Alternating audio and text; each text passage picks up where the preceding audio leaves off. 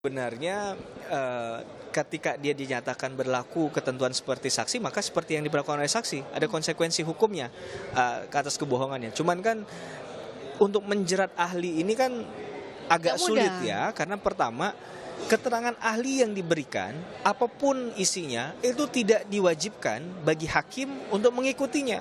Hakim punya independensi, hakim punya keyakinan sendiri untuk menyatakan bahwa saya setuju atau tidak setuju dengan pendapat yang diberikan oleh ahli tersebut.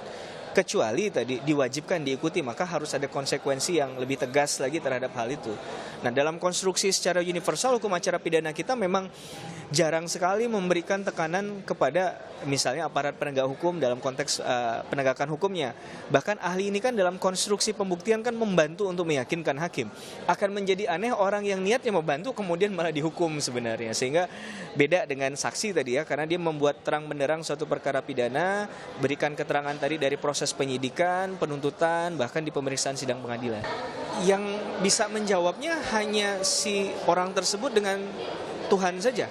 Karena yang paling sulit adalah kita bisa membohongi orang lain, tapi kita tidak akan pernah bisa membohongi diri kita sendiri. Nah, itu yang terjadi. Maka akan dikembalikan kepada common belief seseorang tadi.